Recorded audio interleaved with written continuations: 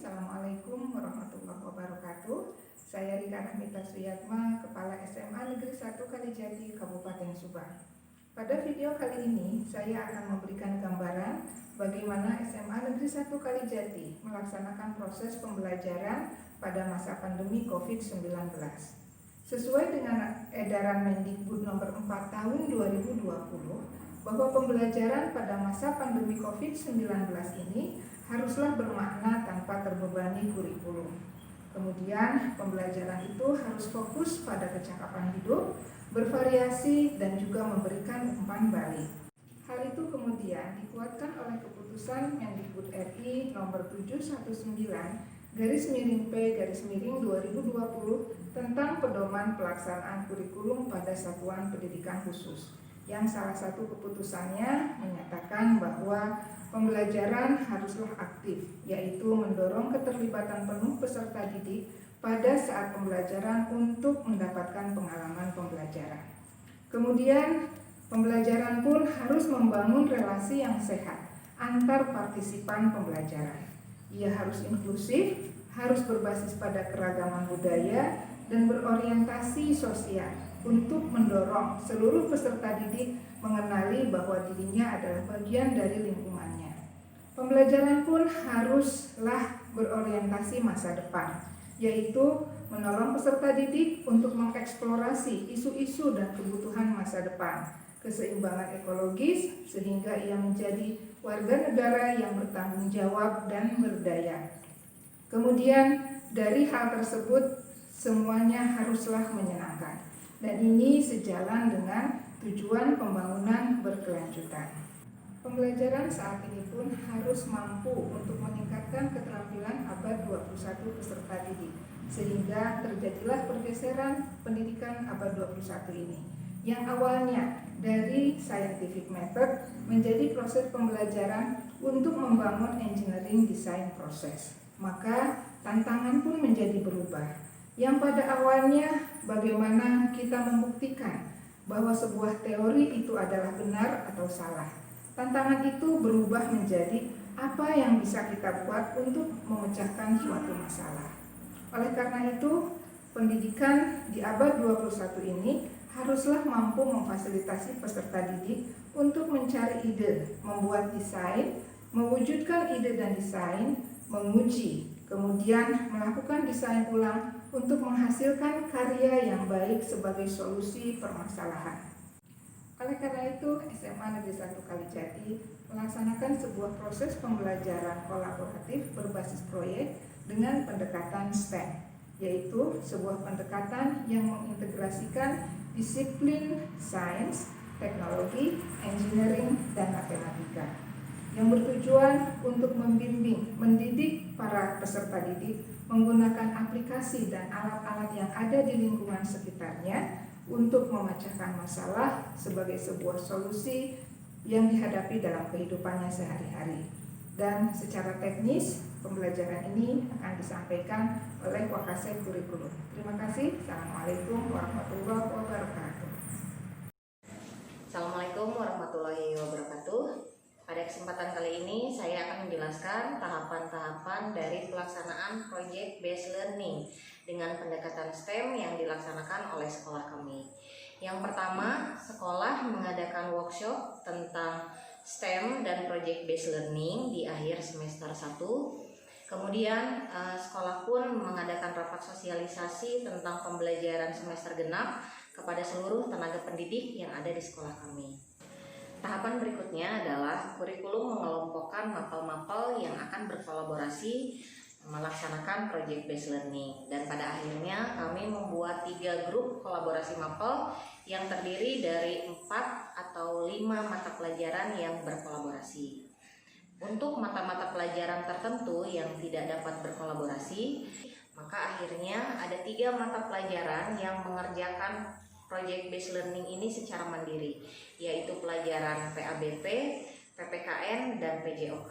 Dalam satu grup kolaborasi mapel, nantinya akan ada satu mapel yang menjadi jangkar, artinya menjadi inti dari pengerjaan Project Based Learning tadi. Nah, mata pelajaran lain yang tidak menjadi jangkar, maka akan memberikan tugas Tugasnya itu disesuaikan dengan KD masing-masing, tetapi berhubungan dengan proyek dari mapel jangkar tersebut. Adapun rentang waktu tahapan pelaksanaan pengerjaan proyek adalah 4 minggu tiap grup kolaborasi mapel. Minggu pertama, siswa dan guru akan melaksanakan pembelajaran via Zoom, di mana guru akan memberikan penjelasan tentang materi proyek tadi dan memberikan tugas proyeknya. Di minggu kedua, siswa akan melaksanakan dan mengerjakan tugas proyek di rumah masing-masing secara individu ataupun berkelompok. Minggu ketiga, guru dan siswa kembali akan bertemu via Zoom. Di sana, siswa akan mempresentasikan hasil dari proyeknya, menguji coba hasil dari proyek, dan mendiskusikan kesulitan-kesulitan atau apa saja yang ditemukan dalam pengerjaan proyeknya. Dan minggu keempat, siswa akan mengumpulkan tugas proyek serta merevisi jika setelah hasil uji coba ternyata proyek mereka tidak berhasil. Dengan demikian, siswa hanya akan mengerjakan tugas proyek dari satu grup kolaborasi mapel, yaitu sebanyak 4 atau 5 mata pelajaran dalam rentang waktu 4 minggu. Mapel-mapel yang lain yang tidak termasuk dalam grup kolaborasi tersebut tidak memberikan tugas. Nanti setelah 4 minggu berikutnya, giliran grup kolaborasi yang lain yang memberikan tugas. Bagaimana dengan mapel lainnya yang pada rentang waktu tersebut tidak memberikan tugas? Mapel yang lain tetap wajib mengisi konten materi pelajaran di LSAK, dan siswa tetap wajib membuka setiap materi pelajaran sesuai dengan jadwal pelajaran yang sudah diberikan setiap harinya di LSAK. Selain dari membuka materi pelajaran di LSAK, siswa juga dapat mengerjakan post-test ataupun ulangan harian melalui LSAK tersebut. Nah, sekarang kita lihat sepintas tentang contoh pembelajaran berbasis proyek pada salah satu mapel yang sudah dilaksanakan di sekolah kami, yaitu mata pelajaran biologi kelas 12. Nah, sekarang penjelasan bagaimana proyek pembuatan makanan atau minuman melalui proses fermentasi.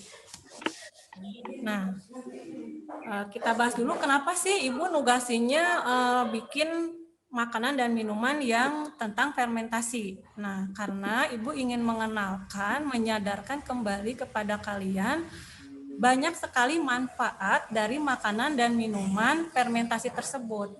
Salah satunya adalah dia mengandung probiotik ya. Jadi kalau kalian makan atau minum Yakult ya, atau makan tape, itu si jamur atau bakterinya itu masih hidup.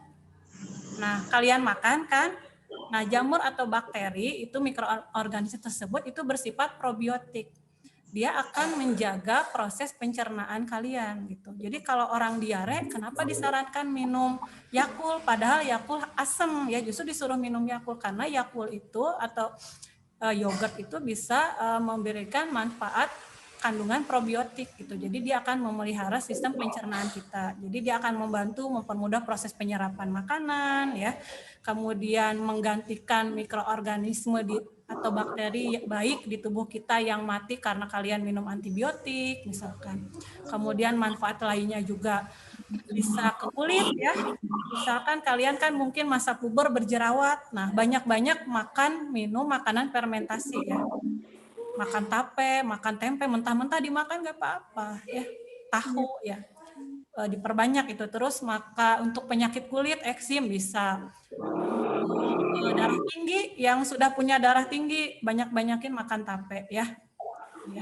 Nanti kalian cari sendiri apa sih manfaat dari makanan minuman fermentasi, itu banyak sekali manfaatnya ya. Jadi makanan tradisional yang murah meriah ya.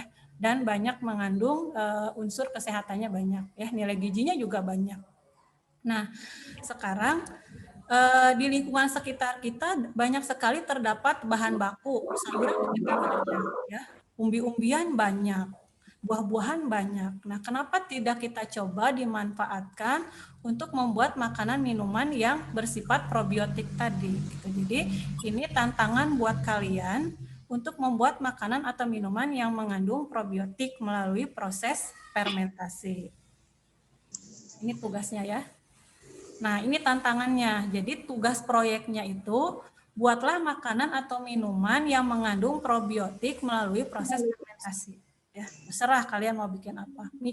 Misalkan minyak kelapa bisa diminum sehat ya mangga ya. Bikin tape dari singkong diganti jadi ubi atau dari pisang karena prinsipnya itu dari karbohidrat boleh misalkan ya. Begitulah tahapan-tahapan pelaksanaan pembelajaran berbasis proyek atau project based learning dengan pendekatan STEM yang sekarang sedang dilaksanakan di SMA Negeri 1 Kalijati pada semester genap tahun pelajaran 2020-2021. Video lengkap dari pembelajaran berbasis proyek ini bisa dilihat pada tautan yang ada dalam deskripsi video ini. Terima kasih.